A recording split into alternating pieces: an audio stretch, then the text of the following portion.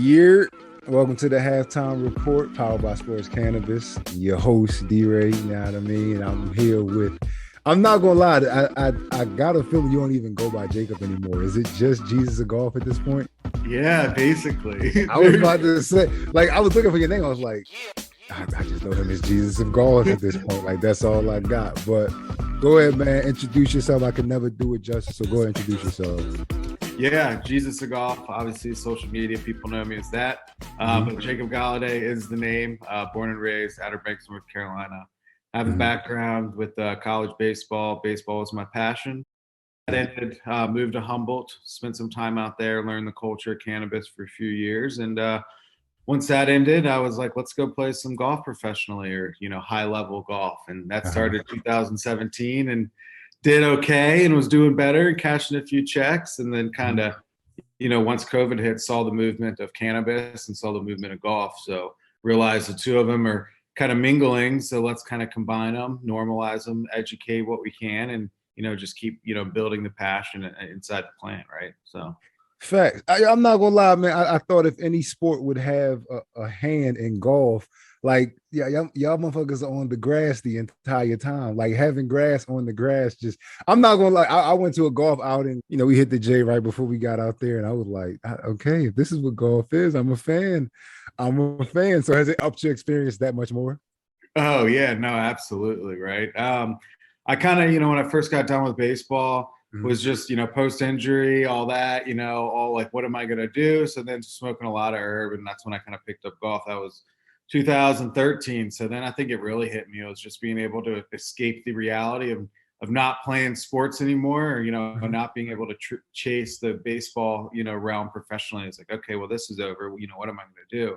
So just being out in the course, being able to play some golf, spend time out there, smoke a lot of grass, right? Your mind kind of wandered, relaxed, Yes. shut off a little bit. So yeah, Yeah. I mean, that's when I really was like, all right, this goes hand in hand. But even back Fact. then, I was 2014, 15, 16. It was still like highly like, For let's not taboo, talk yeah. about this, right? I was about to say, outside of if you weren't in Cali or Denver, everybody was like, we don't really talk about that.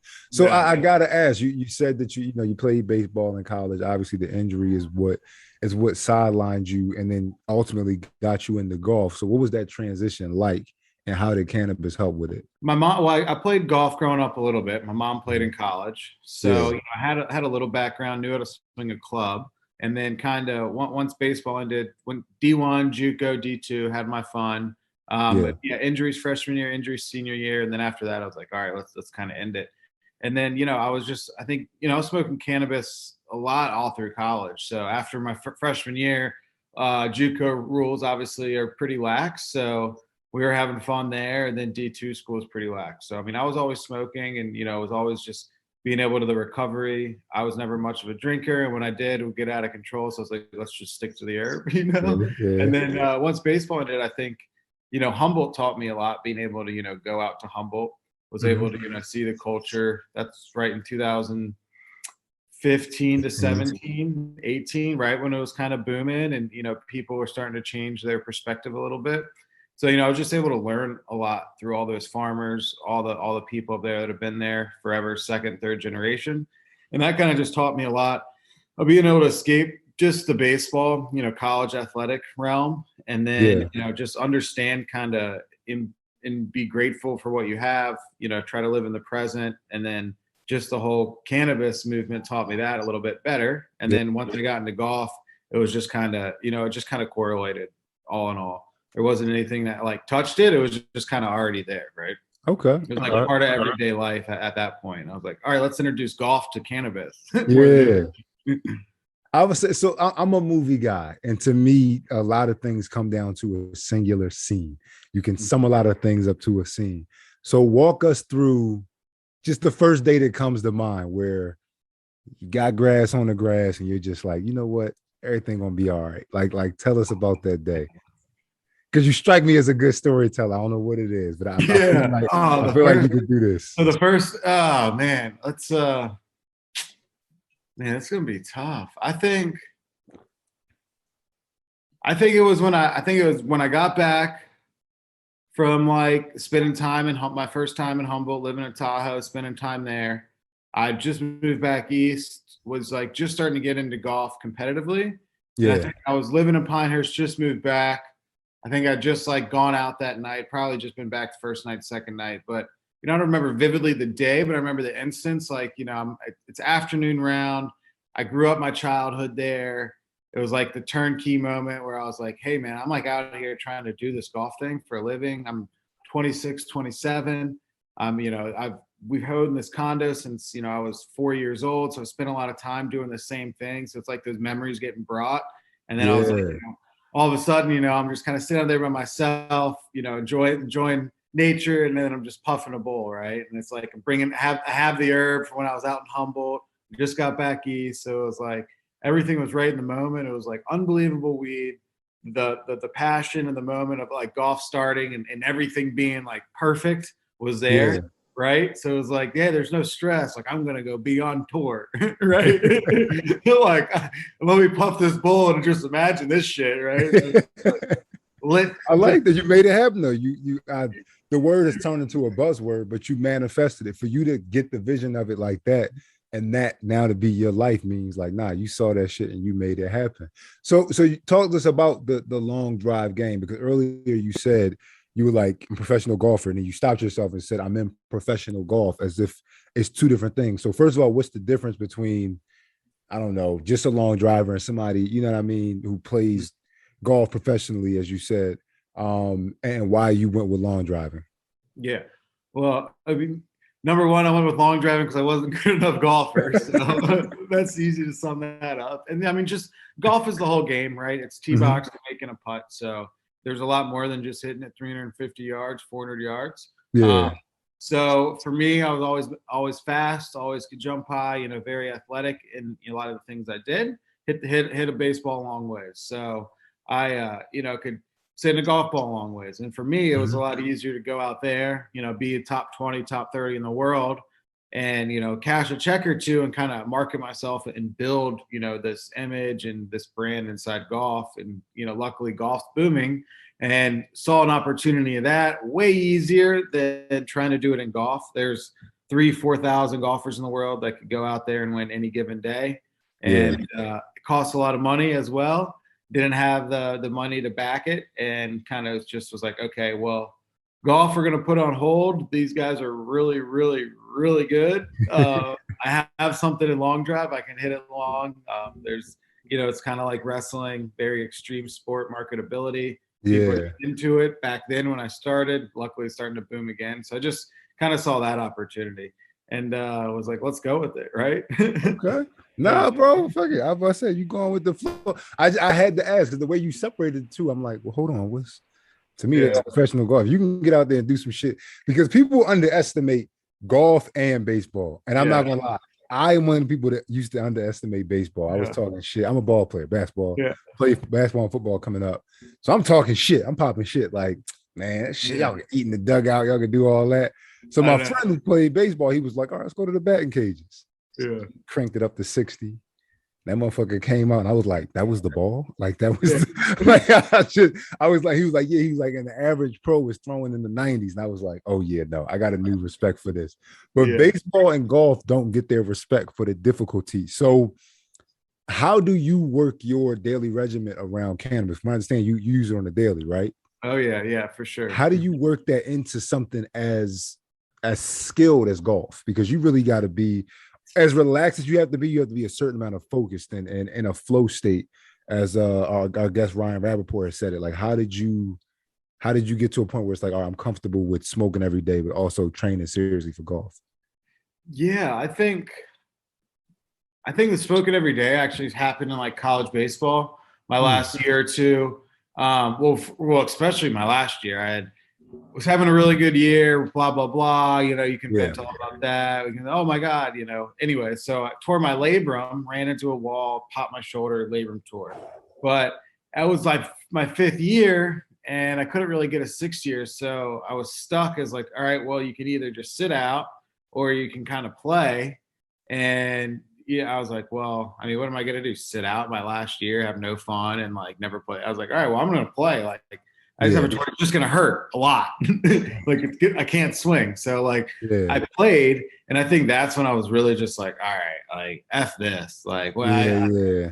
my career's done. If I fail a drug test, I ain't worried about it. Like my Yeah. shoulder's already falling off. You know. So I think that's when like it really was turnkey, where I was smoking every single day, and I got super comfortable. You know, just being able to play stoned. I mean, even Mhm. junior college ball though. I mean, we were getting lit before Yeah. games.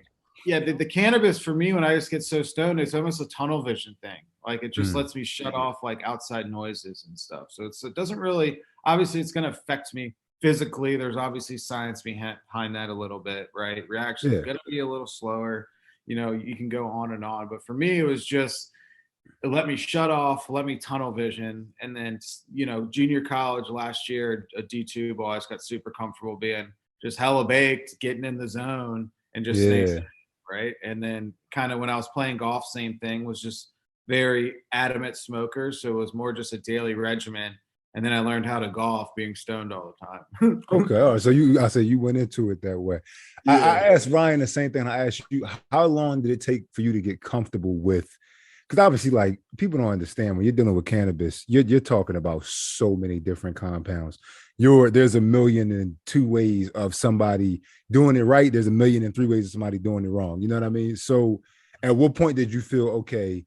These are the strains that I like. These are the terps that I like. This is what I'd rather take of as opposed to edible or flower. Like, at what point did you get comfortable in knowing what you needed before you got into it? I think I really saw the passion behind everything inside the plant. First time I went to Humboldt, you know, probably 2000, what, 15, 16, whenever I was out there. I always forget, Yeah. 16ish, 2016ish. And then I think 2018, right before COVID, I took a huge passion into like understanding where Yeah. let's see, I'm 27, 28. I've been smoking weed probably 8, 9 years, 10 years every single day at that point. Well, since, yeah, probably 8, 9 years every single day. So I was like, all right, I understand this, but I don't. Like, why do certain strands affect me? There's more than an indica sativa. There's, you know, I didn't used to believe strains mean anything. Now I'm starting to see they do mean something. There's more Yeah. to the plant, right? Understanding what terpenes were, understanding what the whole, you know, understand the whole system of, you know, the endocannabinoid, blah, blah, blah. We can go on and on Yeah. about that. You know, it's like, how do we normalize it? And my whole thing was in 2018, it was like, how can we start talking about this and keep people interested? Because I started talking about all these, you know, CBD, CBN, CBG, all back then, Delta 8 back then, right? Delta 10. Yeah. And people are like, all right, like, what are you talking about? Like, Yeah. Yeah. this isn't chemistry class. I'm not in school. So I think I took a huge passion for in 2018 when I was like, okay, I really want to understand why certain terps are great for me, why certain strains are great for me, right? It was like, Uh-huh. there's more to this. This actually is medicine. There's more Yeah. to it than just indica and sativa. Like, why does an indica make me feel good and make me Yeah. not tired, right? This makes zero sense. So that's when I think I really was trying to understand it. Like walking into dispensary 2017, 18, there wasn't as much knowledge, right? It was still Yeah. very kind of not two strains, but two versions, right? Indica sativa, what do you want? Well, Yeah. so it's more, what kind of terp do you want, right? It's like, Yeah. what else do you like? So I think it was, 2018. Where would you like to see it go as far as our understanding of it? I had made the analogy of if you go to a bar and you have a whiskey or wine or I don't know, a beer, or you know what I mean, there's a very clear understanding of this one is that is oaky, this one was made here, that one is that. What would you have to see in the cannabis space to where you feel comfortable on the education side of knowing, all right, people understand as much as they need to, I guess is the best way to put it. Yeah, I think wine, maybe like fine wine and wine might be the best explanation. Mm-hmm. Basically, just like your Merlots and your Chardonnays and like your Cabs, right? That might be the simplest way. It gets Yeah. away from the indica sativa. They all are going to have a certain profile. That's pretty simple. And Yeah. I think wine, the way wine has done it, might be a simple way to kind of recognize it. Beer, Mm-hmm. seltzer, beer's so broad. Seltzers are so broad. But I Yeah. mean, wine just is kind of has the same mentality. we're a little bit more culturized, right? So yeah. All right, bet that. Talk to me about Canadips. Oh, my people, candidates, let's go. Yeah, Humboldt OGs, right? So they started, I think, 2000, let's see, 16, and then they've been booming. Kind of did a relaunch, I think maybe 2018. Really introduced the CBD line, now introducing the THC line again.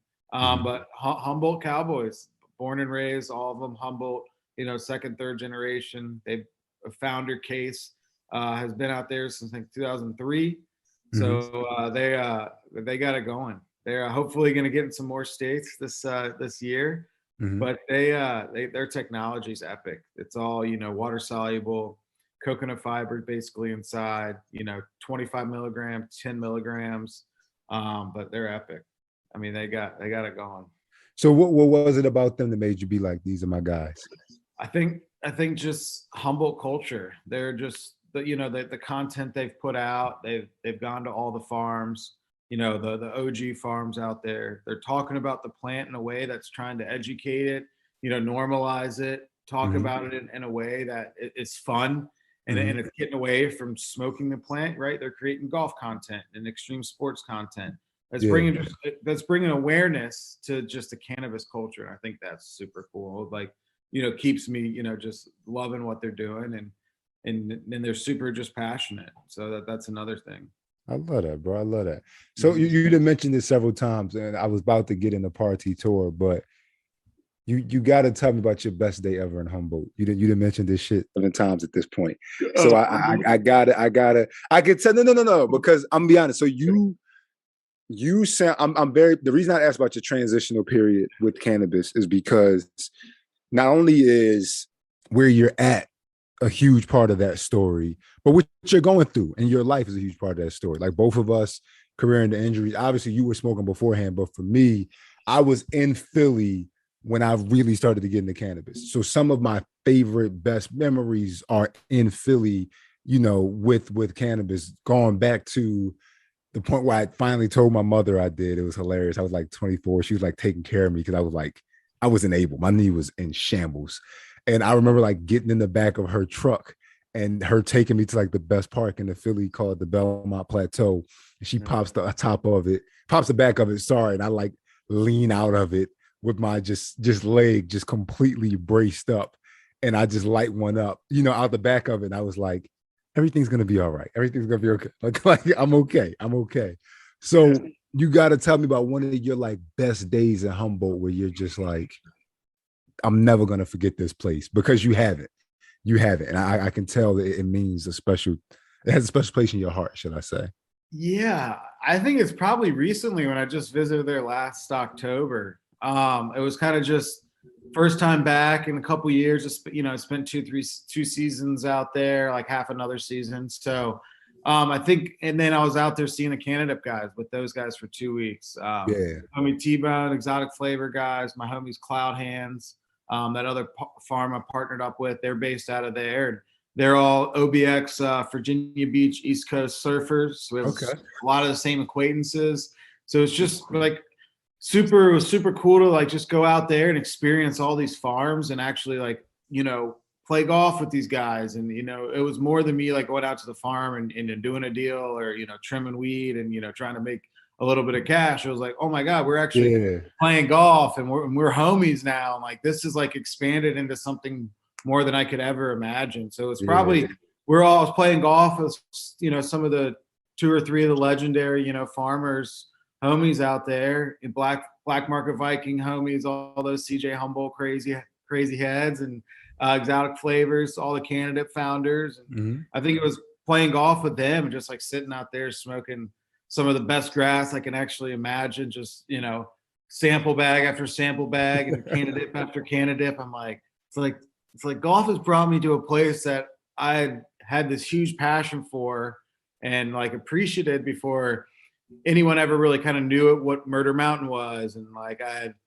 understood a little bit of the culture and saw it, but it's like, damn, like I almost feel like I'm part of the culture. And this is like super cool because, I appreciate the sun-grown cannabis in that area, the genetics they have. And You know, what just what they put into the culture for the last 70, 80, 100 years, right? All from back to the Thai sticks. Just Cali and Northern Cali is just, you know, the history, if you when you really get into it, it's legendary.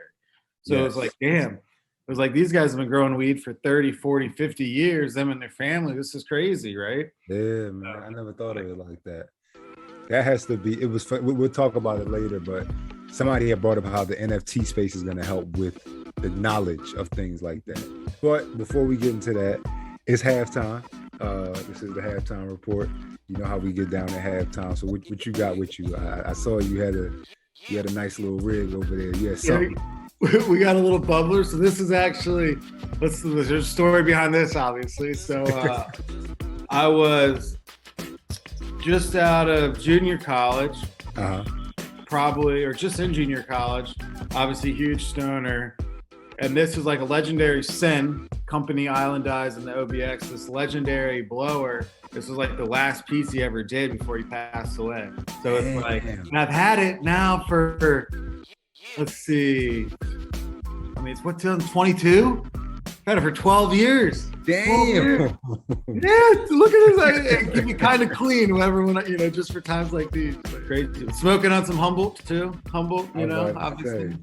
Shout out Humboldt. I was about to say that shit. I gotta go to this place, man. You didn't convince. I ain't never heard somebody say they're taking a vacation to Humboldt, but you didn't convince me. Like this shit. Yeah, we're hopefully gonna do a golf tournament out there. So that's the plan. Hey, I chalked it up to a CBD gummy. I'm real chill right now. I feel like I had a glass of wine. I'm real mellowed out. I hear that. So what years you play ball? I graduated in 17. Played here professionally 17 and 18. And then I got hurt May 30th of 18. Tore the knee, huh? Yeah, man. ACL, LCL, PCL. I tore everything up in my knee. But yeah, man, the dude straight up on the phone, he told me, he was just like, you might want to think of another career. And for me, it was more so, I was thinking like, I can't keep taking these pills. Like I didn't want to keep taking the pills. And like I said, that's when I really started researching and figuring out, all right, what parts can help me, what parts are just messing around, you know what I mean? How much of it am I going to need to really supplement? Because like at the end of the day, if you're in a certain amount of pain, it's like those medicines, they do have a use. You know what I mean? They don't make them for nothing. It's when they're abused is the problem. But that's everything. The same thing with cannabis. But I just felt better. I felt a lot better physically. When I got in cannabis. So you never smoked in college? I mean, I hate to admit it. Yeah, but never in the season. Like I wouldn't even, it was only like in the summers here. Yeah, no. If there was a chance of us being drug tested, AKA when the school year started. Yeah. You know what I mean? We were so scared of it. And I say we, I mean me, myself, and I don't want to speak for nobody else. Yeah. But yeah. I was one of those others. Yeah. I'm about to say I was so. And it started my junior year. I was actually at a formal at the end of the year. Fuck it, I'll tell you the story. So I'm at, I think I like smoked like once before just to see. Yeah. End of the year, we're at this formal. This dude hits me off with a edible, a brownie. You can go ahead another one. I'm listening. Your story kind of long. And I go into the, about formals like pretty much just proms, like in college. Yeah. So I had it in my jacket, and I'm like, this shit kind of stinks. So I ate half of it, and I was like, nothing happened. You know what I mean? So fuck it. It stinks. Nothing happened. I'll take the other half. And then we're sitting at the bar. The phone was at Dave & Buster's. We're sitting at the bar, and I just start to think, those colors are a little more brighter than they were a second ago. Yeah. Like somebody just took the saturation filter on Instagram and just like turned it up a little bit. I was like, how that music sounds a little bit different all of a sudden. Like I was like, oh shit, it's happening. And then it just dies out. So I'm like, oh my God, it wasn't worth it. So we go outside to the buses at the end of the night. We're about to leave. There's a California Pizza Kitchen right up the street. And I love their butter cake. Like one of my all-time desserts. Like their butter cake is amazing. So I haul ass, suit and all, dress shoes, haul ass to this California Pizza Kitchen. And nobody told me that, well, obviously it was kind of common sense too. The edibles go into your bloodstream because it's your stomach. Yeah. So sweating and working yourself up only speeds it up. Bro, I'm sitting on the bus, and you know those commercials when the like wind is hitting the car and like going over it, like it like hits the car and then goes over like a jet stream. Yeah. I'm sitting on the bus and I felt like that all of a sudden. And all of a sudden I'm aware of how uncomfortable the seats are. I'm aware of how much noise is on this fucking bus. And we hit this turn. And the turn might have been this much on the bus. I felt like we were like this. I felt like I was like this on the bus. Like, just done, bro. Done. We get back. I don't know how I got back to my dorm. I remember getting back to and the girl I went on a formal date with, like, walked me back to my room. I remember looking at the hallway. I was like, this shit looks like that scene out of Wanted when the hallway got like big, real big, and he ran down it. So that was probably that edible was my real introduction to cannabis. Like, oh, this shit is that's when everything was homemade and you don't know what was in it. Yeah, man. I ain't gonna lie, that shit might have had a little extra, but whatever. Super potent. Exactly. But I love, like I said, I'm a movie guy, so I loved it because at the end of the day, people talk about these drugs, and I say drugs just to appease the people who want to say drugs. But psychedelics, weed, all of it. People get so scared that they're gonna see some shit, and it's like, bro, it can't show you anything that's not in you. It's in your head. You know what I mean? Like the shit that you were taking, psychedelics, all of that shit's going on in your mind. It can't snatch something out of, you know, it can if you get to a certain point of consciousness. But that's another conversation for another show. Yeah. So I see too much, right? I see your poster behind you, so I feel like you're aware of what I'm talking about. Yeah. Yeah. I mean, this is my girl might be a little bit more than me, but I definitely do though, for sure. Like right after baseball, I spent my time being a little festival junkie and having much fun. So so it's like, hey man, maybe I can go to 6th year. Let me just stick around just in case. it extends you, and I think people are so scared of seeing some shit they don't want to see, but it's like it can't show you shit that you don't know. It's all upstairs. You know what I mean? It's all going on upstairs for you. But for me, that edible was the introduction to cannabis for me, outside of the medicinal side, the creative side. Because cinematically, if I could when I put on camera what happened with me that night, people are gonna be like, oh shit, this is dope. You know what I mean? Because for me, that was cinematically just how my mind works and how my eyes see the world. It just it took it to another level. Yeah. I feel like I have so many moments. Like I was just another moment with the candidate guys. So we were in LA, right? So we're doing this PJ Memes event, golf event. Me and my boy Wes Patterson started the party with me, or brought him in just to help me with it, because I had to have a guy that was just super passionate, and that's another story. We'll get into the party thing, but so it's him, Butsy. He's another hilarious personality that's just his own character. JCO is DJ, that's out of West Coast too. Us four that we had. Like 4 of the candidate boys just out there messing around. A couple of the girls, we had like 10 of us, and then Dontrell Willis, who's like D-trained Dontrell Willis, baseball player, legend, who's like one of my idols, like growing up, like leg kicks. So like, can't fanboy, but me and my boys are like, me and Wes like fanboy, like, dude, this is like the best guy ever in baseball. Like, we're to play golf with him, right? And then so we were like, all right, we're gonna blow this out of the water when we get there. I was like, all right, well, if we blow it out, I was like, let's get a pound.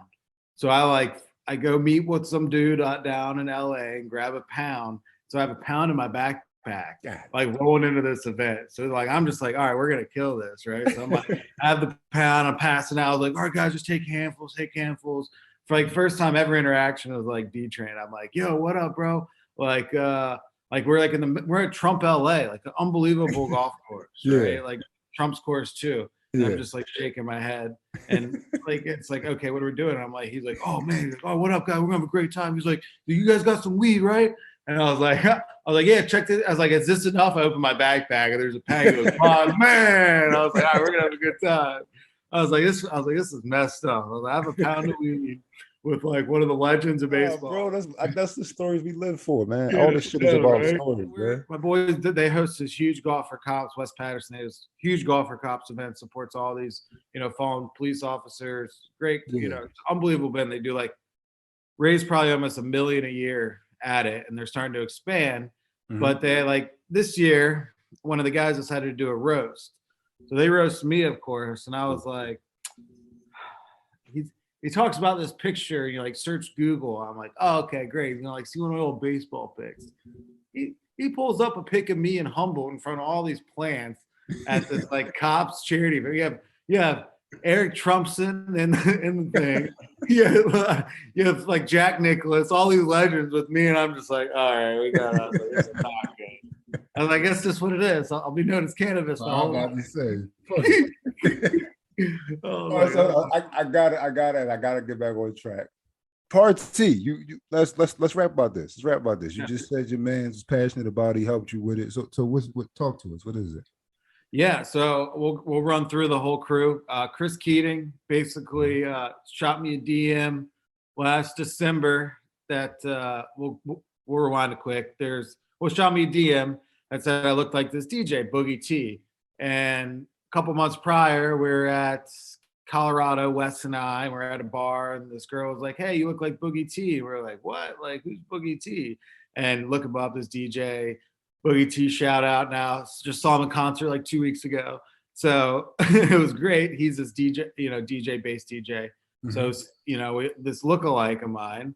And so Keating hits me up. He's like, yo, like, oh my God, you're him. Like, that's crazy, but you're a golfer. Like, I'm a golfer.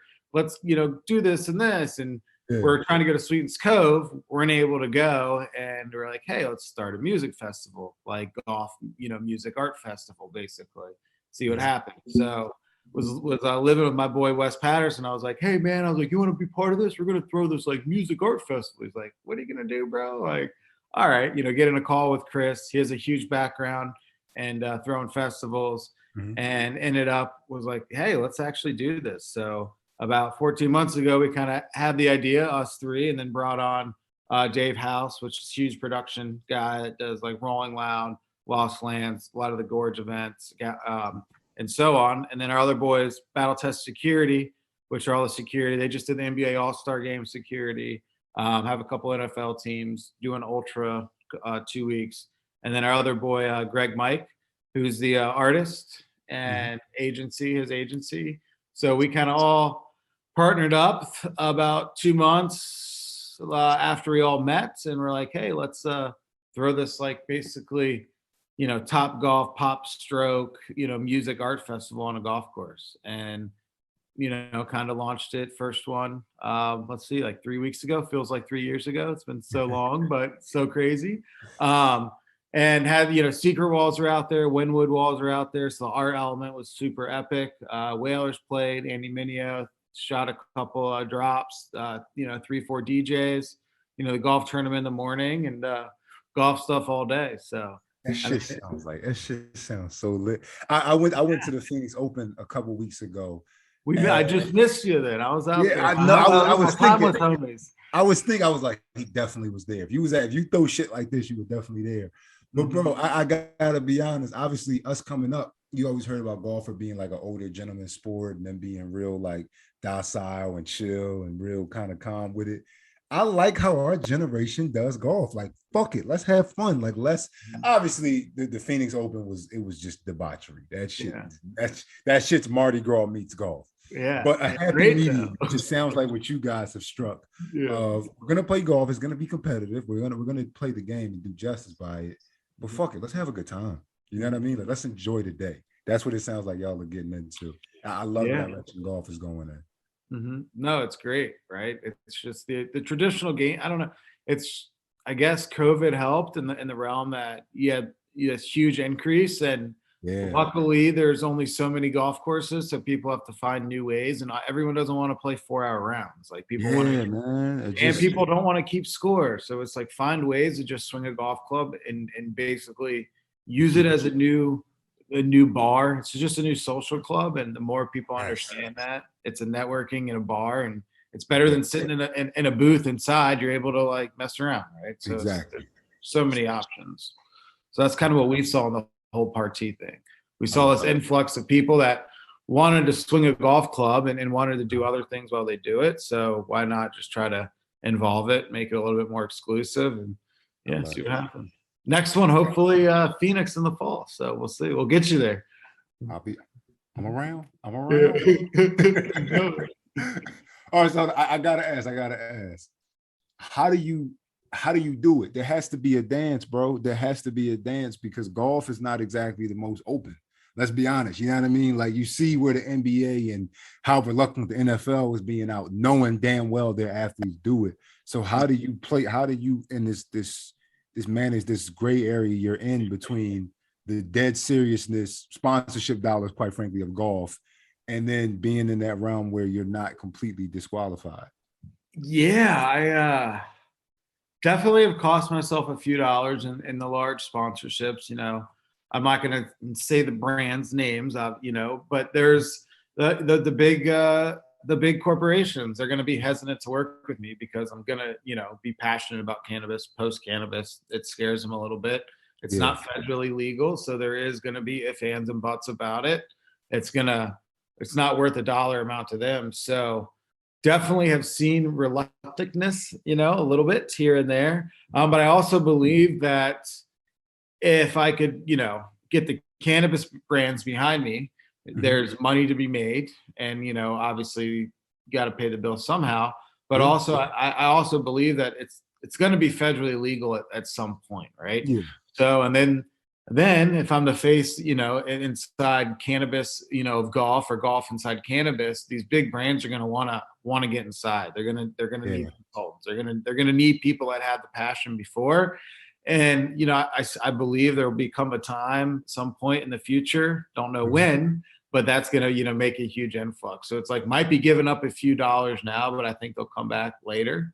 And I see you just see so much with how much cannabis is involved in the last 2-3 years. It's like, okay, well, what's better to be the first to it, and then be the face of it and try to be an advocate for it because I have this passion and I want it to be done right, or it's like take a few dollars and a golf company or apparel company because I need it. Is that going to make me happy? It's like, well, cannabis is going to really make me happy. That was my passion before golf. So, I just try to stay true to the roots, and that's the biggest thing, right? It's like I've seen a lot of people around me chase the dollar or chase, and I don't know what that gets them a year from now, 2 years from now, 3 years from now, right? Like, so it's just there's a lot. It's that's just. Some people want a lot, and some people need a little. I think I'm one of those people that need a little. I appreciate a lot, but I don't know if I need a lot, right? So it's there's like that catch-22. Yeah, no, bro. I mean, that's my think moderation. I think that's for me, we all have our reasons why cannabis is huge for us. And for me, it's the consciousness. At the end of the day, I don't know anybody who smokes the right way, shall I say, and is educated on it, who doesn't have at least an understanding of moderation. I think it's such an introspective substance that it sends you so far inward that at some point you understand that you don't need to deal with everything outside. And I've never met a overtly, when I say gluttonous, I mean just in their pursuits in life, gluttonous person who's a cannabis user. You know what I mean? I think for the most part, when somebody smokes regularly and they understand it or uses CBD or THC or just has an appreciation for the cannabis plant, it almost hand in hand in that, like you just said, there's a bit of an understanding that I'm good. I have all I need. And I think it's because the plant does bring a certain amount of contentness. No, I agree though. There's a lot to it, right? There is a lot to it for sure. It's gonna be a long time until everybody understands that. So I got to ask you, what do you think it's gonna take for golf to be like, you know what, fuck it, green on a green, let's do it? I think federally legalization. There's a lot. I don't know though. A lot of these states are now rec. There's ways around it, but the laws just for them to be able to sell inside, they can't, right? There are all those, which doesn't make sense to me because in states like North Carolina, you can sell Delta 8 inside a country club, but you're going to go to Cal and you can't sell, So it's there. A lot of this doesn't make sense yet. So let's say 2 to 5 years. But I think it's going to matter between, even when it becomes federally legal, each state's going to have to figure out what they're going to allow, right? Or, what brands. Each state's going to be different. So I hope sooner than later, and I hope they take a lot of the mom and pops in there so the product is superb, or at least have the options, right? You got it. You're gonna have cheap cigars and expensive cigars, so I hope they just do it the right way, right? So, and keep the options open for sure. Bet that, bro. Bet that. All right, with Shop, so we be coming up on that time, so we gotta wrap up. So, tell me, what do you think is next for golf and cannabis? That relationship in particular. I think it's just you're gonna see more brands inside the PGA, or just inside professional realm becoming apparent. I think pro golfers going to be more outspoken on it. I think that's another big possibility. Mm-hmm. The rules are going to change for sure, and hopefully it's just that the community itself is just more open with it, and they are. So I think hopefully the growth continues and people don't chase the dollar bill and they chase the product and chase, the history of the plant a little bit more.